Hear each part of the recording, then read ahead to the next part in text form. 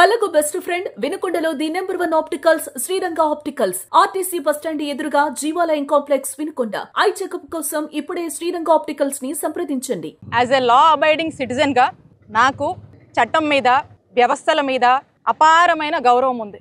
ఈ పోలీసుల మీద కూడా అపారమైనటువంటి గౌరవం ఉంది. కానీ ఈ 2-3 రోజులుగా మనం చూస్తూ ఉన్నాము ఏ విధంగా టార్గెట్ విడుదల రజనీ అంటూ ఈ జిల్లాలో ఇక్కడ పోలీసు వారు ఏ విధంగా కూడా ఒక హైడ్రామా నడిపారు. ఏ విధంగా కూడా పోలీసు వాళ్ళు కూడా ఇందులో పార్ట్ అయ్యి నన్ను టార్గెట్ చేస్తూ ఇబ్బంది పెట్టాలనుకున్న వాళ్లకు ఆద్యం పోస్తూ మరి ఏ విధంగా ముందుకెళ్లారనేది ఇప్పుడు నేను చెప్పబోతున్నటువంటి ఈ కేసే ఒక ఉదాహరణ.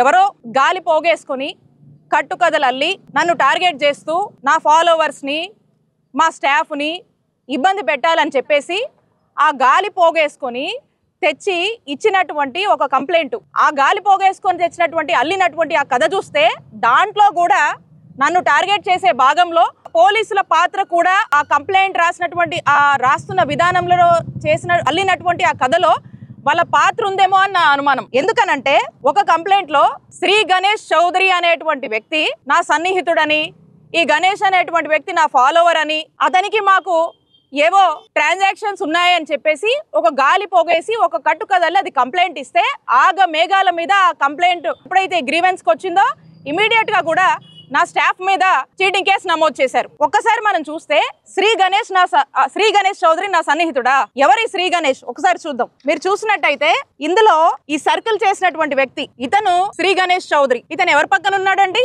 2024 ఎన్నికల్లో Darsi MLA candidate, MLA incharge గా నించున్నటువంటి ఆ ఎమ్మెల్యే అభ్యర్థి క్యాంపెయిన్ లో ఉన్నాడు ఈ శ్రీ గణేష్ చౌదరి. ఎంతో సన్నిహితంగా క్యాంపెయిన్ చేస్తూ వారి కోసం ప్రచారంలో మాట్లాడుతున్నటువంటి ఫోటోలు, ఆ దర్శి క్యాంపెయిన్ లో పార్టిసిపేట్ చేసినటువంటి ఫోటోలు, ఇవి ఎవరు సన్నిహితుడండి? ఇతను ఎవరు ఫాలోవరు? ఏ పార్టీ? ఈ శ్రీ గణేష్ చౌదరి. ఈ శ్రీ గణేష్ అనే వ్యక్తి టీడీపీ. ఈ టీడీపీ అతన్ని మా ఫాలోవర్ అంటారా? మా ఫాలోవర్ అని చెప్పి కట్టుకదల్లి మా మీద కేసు పెడతారా? ఇప్పుడు వాస్తవాల్లోకి వస్తే 1 మార్చ్ 2025 ఇది ప్రజావేదికలో లోకేష్ గారికి ఒక అర్జీ వెళ్ళింది. ఇది లోకేష్ గారికి ఇచ్చినటువంటి అర్జీ. ఈ అర్జీలో ఏమని ఉందంటే, చంద్రగిరి శ్రీనివాస్ రెడ్డి అనేటువంటి వ్యక్తి ఇది ప్రకాశం జిల్లా దర్శిలో ఇచ్చినటువంటి ఈ అర్జీ. ఇందులో ఏమనంటే, జాబ్స్ ఇప్పిస్తానని ఈ బత్తుల శ్రీ గణేష్ అనేటువంటి వ్యక్తి చిలకలూరుపేట నివాసి 35 లక్షలు తీసుకున్నారు, మాకు న్యాయం చేయండి అని ఒక కంప్లైంట్. ఈ అర్జీలో క్లియర్ గా మీడియా వాళ్ళకు కూడా చెప్తా ఉన్నా, సార్ బత్తుల శ్రీ గణేష్ అనే వ్యక్తి నాకు గుంటూరు విజ్ఞాన్ కాలేజ్ దగ్గర మా అమ్మాయికి సీట్ ఇస్తానని పరిచయం అయ్యాడు. నేను పత్తిపాటి పుల్లారావు మంత్రి గారి దగ్గర ఉంటానని చెప్పి అతను ఉద్యోగం ఇప్పిస్తానని చెప్పి మా దగ్గర 35 లక్షలు తీసుకున్నాడు ఈ శ్రీ గణేష్. తీసుకొని 10 సంవత్సరాలైంది. ఈ రోజు మనం మాట్లాడుతున్నాము 2025. 10 సంవత్సరాలంటే 2015లో ఏ పార్టీ అధికారంలో ఉంది? ఇతను స్పష్టంగా చెప్తున్నాడు, పత్తిపాటి పుల్లారావు గారి ప్రధాన అనుచరుని, సన్నిహితంగా ఉంటానని చెప్పి ఈ కంప్లైంట్ లోనే రాశారు. ఎవరైతే కంప్లైంట్ ఇచ్చాడో ఆ కంప్లైంట్ ఇచ్చిన అతను మొన్న మార్చి 2025లో ఈ గవర్నమెంట్ వచ్చాకే దర్శిలో ఇచ్చినటువంటి కంప్లైంట్ లో 10 సంవత్సరాలు అయిందంట. పత్తిపాటి పుల్లారావు అనుచరుని, ఫాలోవర్ని అని చెప్పి మరి 35 లక్షలు తీసుకున్నాడని చెప్పి ఒక కంప్లైంట్ ఇచ్చారు. ఇక్కడ ఎక్కడా కూడా మా పేరు లేదే. ఎవరు అనుచరుని అని చెప్తున్నారు? ఈ శ్రీ గణేష్ అనే వ్యక్తికి మాకు ఎటువంటి సంబంధం లేదు. మాకు కానీ, మా సిబ్బందికి కానీ, మా ఫాలోవర్స్ కానీ, మా నియోజకవర్గ ప్రజలను అడిగితే చెప్తారు ఈ శ్రీ గణేష్ ఎవరు, ఏ పార్టీ, ఎవరితో సంబంధాలు ఉన్నాయనేది. మాకు సంబంధం లేదు. మా పార్టీ కానటువంటి వ్యక్తిని ఏదో ఒక కట్టుకథల్లి ఆ కట్టుకథలో నన్ను టార్గెట్ చేసేందుకు సంబంధం లేనటువంటి ఈ శ్రీ గణేష్ పేరుతో ఎవడో గాలికి ఒక కంప్లైంట్ ఇస్తే దాంట్లో మా మీద కేసులు పెడతారా? దీంతో పాటు ఇంకోటి కూడా చూపిస్తాను మీకు. దీని మీద ఈ గవర్నమెంట్ వచ్చాకే ఇతనికి వేరే వాళ్ళకి ఏవో ట్రాన్సాక్షన్స్ ఉన్నాయని చెప్పి పలు కంప్లైంట్స్, ఈ టీడీపీ గవర్నమెంట్ రాగానే ఒక కంప్లైంట్ వెళ్ళింది అక్కడ కూడా. ఆ కంప్లైంట్ వెళ్ళిన తర్వాత పోలీసులు 21 జనవరి అంటే జనవరి 21, 2005లో ఒక రాజీ అండర్స్టాండింగ్ రాసుకున్నారండి. ఒక సెటిల్మెంట్ జరిగింది టౌన్ స్టేషన్ లో. ఈ సెటిల్మెంట్ ఏంటంటే, కంప్లైంట్ ఇచ్చిన అతను మొన్న మా మీద ఎవరైతే కంప్లైంట్ ఇచ్చాడో, ఈ మాబు సుబాని అని చెప్పి మా మీద కంప్లైంట్ ఇచ్చాడో, కంప్లైంట్ ఇస్తే మా మీద కేసు కట్టారో, అదే వ్యక్తి గవర్నమెంట్ రాగానే కంప్లైంట్ ఇస్తే ఆ కంప్లైంట్ లో పోలీస్ స్టేషన్ లో జరిగిన సెటిల్మెంట్ ఏంటి? అందులో పోలీస్ స్టేషన్ లో ఈ అర్జీని చూసి పెద్దల సమక్షంలో మాట్లాడుతూ ఒక ఒప్పందం జరిగింది. అది 1 మార్చ్ 2025కి పార్టీ ఏదైతే ఈ బత్తుల కుమారస్వామి, బత్తుల గణేష్, శ్రీ గణేష్ చౌదరి ఉన్నారో వీళ్ళు ఈ మాబు సుబాని అనేటువంటి వ్యక్తికి ఏదో ట్రాన్సాక్షన్స్ ఉన్నాయని చెప్పి దాంట్లో భాగంగా సెటిల్మెంట్ లో 6 లక్షలు ఈ శ్రీ గణేష్ అనే వ్యక్తి ఆ మాబూ సుబాని వాళ్ళకి ఇవ్వాలని చెప్పి ఒక సెటిల్మెంట్ జరిగి దాని మీద అండర్స్టాండింగ్ తో ఒక పత్రం రాసుకున్నారు. సో దీనికి ఏమన్నారు, పెద్దల సమక్షంలో ఒప్పందం అయితే అప్పటి వరకు ఇరు వర్గాల వారు ఒకరి జోరికి ఒకరు వెళ్ళకూడదని ఇద్దరిని బైండ్ ఓవర్ చేయడం జరిగింది. దాని మీద సాక్షి సంతకాలు కూడా పెట్టుకొని మరి ఈ సెటిల్మెంట్ రాజీ అనేది టౌన్ స్టేషన్ లో జరిగింది. ఇక్కడ మా పేరు లేదే. మరి మొన్న కంప్లైంట్ ఇచ్చినటువంటి ఈ Mabu Subani TDP minority cell general సెక్రటరీగా ఉన్నాడు చిలుకలూరుపేటలో. మరి ఆయన ఏమి మా పేర్లు రాయలేదు ఇందులో. మరి ఈ సెటిల్మెంట్ లో మా ప్రస్తావనే లేదు. ఇందాక చూసాము లోకేష్ గారికి ఇచ్చినటువంటి గ్రీవెన్స్ లో ఆయన కూడా మా ప్రస్తావన ఏం చేయలేదు. మరి ఇంకోసారి ఏదో గ్రీవెన్స్ కూడా ఇంకో గ్రీవెన్స్ లో కూడా ఇంకెక్కడో కూడా కంప్లైంట్ ఇచ్చారన్నారు, అందులో కూడా మా ప్రస్తావన లేదు. అంటే ఎంత ఐ ఓపెనింగ్ ఇది, ఇంత పబ్లిక్ గా. మరి ఈ రోజు ఏమైందో తెలీదు, సడన్ గా నన్ను టార్గెట్ చేయాలి, మా సిబ్బందిని టార్గెట్ చేయాలి, మా క్యారెక్టర్ అసాసినేషన్ చేయాలి, రాజకీయంగా మేము యాక్టివ్ గా ఉన్నాము, ఎన్ని కేసులు పెట్టినా కూడా నిలబడి ఎదుర్కొని పోరాడుతూ ఈ రోజు వైఎస్ఆర్ కాంగ్రెస్ పార్టీని చిలుకలూరుపేటలో నియోజకవర్గంలో మోటివేట్ చేసి నిలబెట్టుకొని ఈ రోజు ముందుకు వెళ్తున్నాం. కాబట్టి ఈర్షతో అసూయతో ఆడమనిషి రాజకీయాలు తట్టుకోలేక మరి ఈ విధమైనటువంటి కేసులు మా మీద పెట్టి బెదరగొట్టాలని ట్రై చేస్తా ఉన్నారు.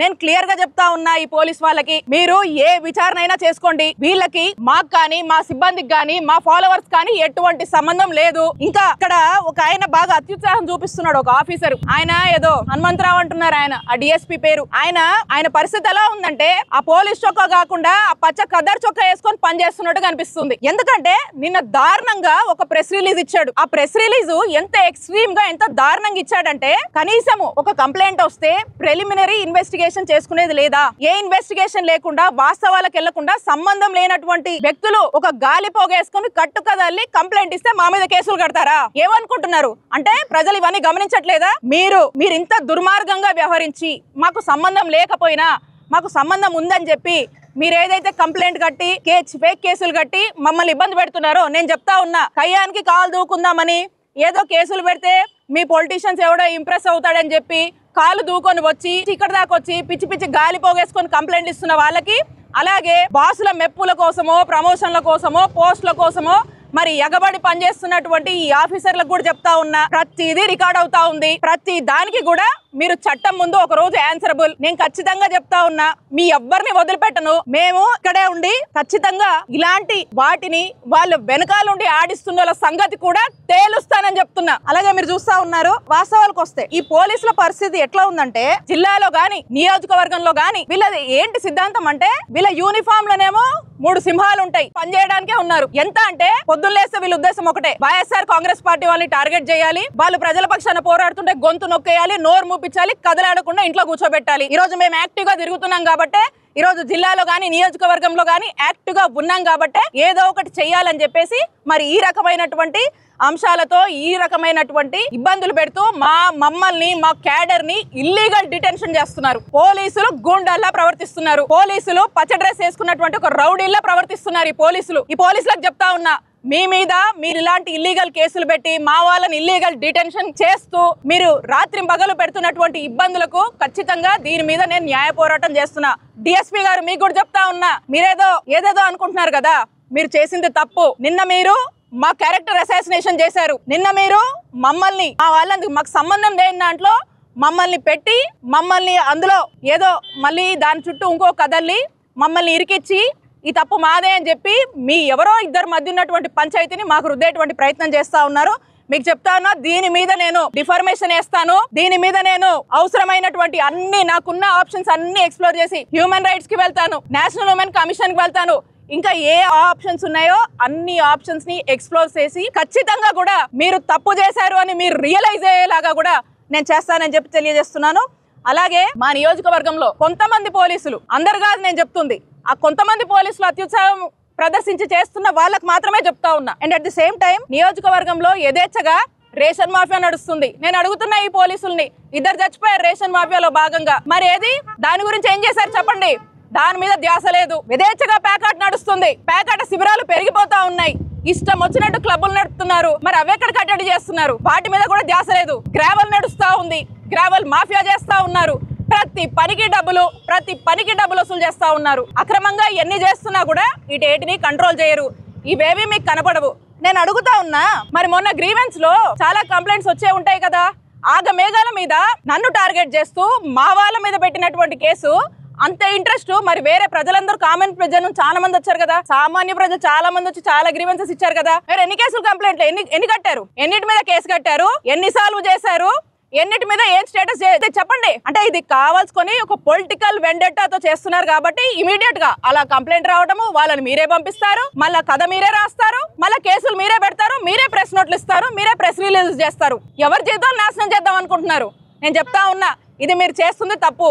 ఏదైతే ఒక చెడు సంస్కారానికి మీరు బీజం వేశారో, మీరు ఫౌండేషన్ వేశారో, అది ఖచ్చితంగా మిమ్మల్ని దహించి వేస్తుందని తెలియజేసుకుంటున్నాను. అందరినీ ఒకటే రిక్వెస్ట్ చేస్తా ఉన్నాను, ఎవరైనా కూడా ఓ గాలి పోగేసుకొని వచ్చినప్పుడు, ఓ గాలి మాటలతో వచ్చినప్పుడు ప్రతి అధికారిని రిక్వెస్ట్ చేస్తా ఉన్నాను, వాస్తవాల్లోకి వెళ్ళండి, బేసిక్స్ చూడండి, చూసి వాస్తవాలు ఉంటే ఆ ప్రిలిమినరీ ఎంక్వైరీ చేసిన తర్వాత కేసులు కట్టండి. అవాస్తవాలతో అక్రమంగా వైఎస్ఆర్ కాంగ్రెస్ పార్టీ అయితే చాలు, వాళ్ళ క్యాడర్ అయితే చాలు, ఇబ్బంది పెట్టొచ్చు అని చెప్పి అడుగులు ముందేస్తున్న మీ అందరినీ కూడా కోరుతా ఉన్నాను. ఇది తప్పు, మీరు చేస్తుంది తప్పు.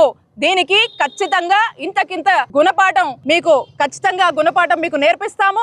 మేము చట్టం ముందు మిమ్మల్ని దోషులుగా నిలబెడతామని తెలియజేసుకుంటా ఉన్నాను. నాకు గాని మా సిబ్బందికి గాని ఈ ఇష్యూతో, ఈ గణేష్ తో మాకు ఎటువంటి సంబంధాలు లేవు, ఈ కేసుతో మాకు ఎటువంటి సంబంధం లేదు. మీరు ఏ దానికైనా కూడా మీరు ఏ ఇంటరాగేషన్ చేస్తారో, ఏం ఇన్వెస్టిగేషన్ చేస్తారో చేయండి, మేము అన్నిటికీ సిద్ధమే. నేను ఎస్పీ గారిని ఒకటే కోరుతా ఉన్నాను, ఈ రోజు కలిసి ఒక రిప్రజెంటేషన్ ఇచ్చి రిక్వెస్ట్ చేయడం జరిగింది. ఏంటంటే ట్రాన్స్పరెంట్ గా ఈ కేసు మీద విచారణ జరపండి, మాకు అనుమానాలు ఉన్నాయి. వాంటెడ్ గా మీ వాళ్ళే ఉండి, టీడీపీ వాళ్ళే కథ రాసి, టీడీపీ వాళ్ళే కంప్లైంట్ ఇచ్చి, టీడీపీ వాళ్ళే మాకు సంబంధం ఉందని అంటగట్టి మళ్ళీ వాళ్ళే ఇచ్చేస్తా ఉంటే ఏకపక్షంగా పోలీసు వెళ్తున్నారు. కాబట్టి జెన్యూన్ గా, ట్రాన్స్పరెంట్ గా విచారణ జరగాలని పోలీసు వారిని ఈ రోజు కోరడం జరిగింది కదా. ఒక కట్టు కదా, అది కూడా చక్కటి కట్టు కదా, ఏం పర్లేదు. పొద్దుకులు టార్గెట్ విడుదల రజని ఏదో విధంగా ప్రజల్లో అబాస్పాలు చేయాలి, డిఫేమ్ చేయాలి, ఏదో విధంగా జనంలో కన్ఫ్యూజన్ తీసుకురావాలి అని చెప్పేసి ఇలాంటివన్నీ చేస్తా ఉన్నారు. నేను చెప్తా ఉన్నా, మా నాయకుడు జగన్మోహన్ రెడ్డి గారు ఆశీస్సులతో, చిలకలూరుపేట ప్రజల ఆశీస్సులతో నేను ఇక్కడే నిలబడతా, ఇక్కడే పోటీ చేస్తా. భగవంతుడు ఆశీస్సులతో, ప్రజల ఆశీస్సులతో ఖచ్చితంగా వైఎస్ఆర్ కాంగ్రెస్ పార్టీని గెలిపించుకుంటామని తెలియజేసుకుంటున్నాను. ఆడమనిషి రాజకీయాల్ని ఓర్చుకోలేక, అసూయతో, ఈర్షతో చేస్తున్నటువంటి టార్గెట్లు ఇవి. అయినా చెప్తా ఉన్నా, అయితే ఆడమనిషిని కావచ్చు, కానీ ఇదే చిలకలూరుపేట నియోజకవర్గంలో ఈ కంచుకోటని బద్దలు కొట్టి 2019లో మా నాయకుడు ఆశీస్సుల వల్ల, మా జనం ఆశీస్సుల వల్ల వైఎస్ఆర్ కాంగ్రెస్ పార్టీ జెండా ఎగరవేశాం. టైం వచ్చినప్పుడు మళ్ళీ ఇదే రిపీట్ అవుతుంది, గుర్తుపెట్టుకోండి. మీరు చేస్తున్న అన్ని రికార్డ్ అవుతున్నాయి, ఇంతకింత అనుభవిస్తారు అని హెచ్చరిస్తున్నా.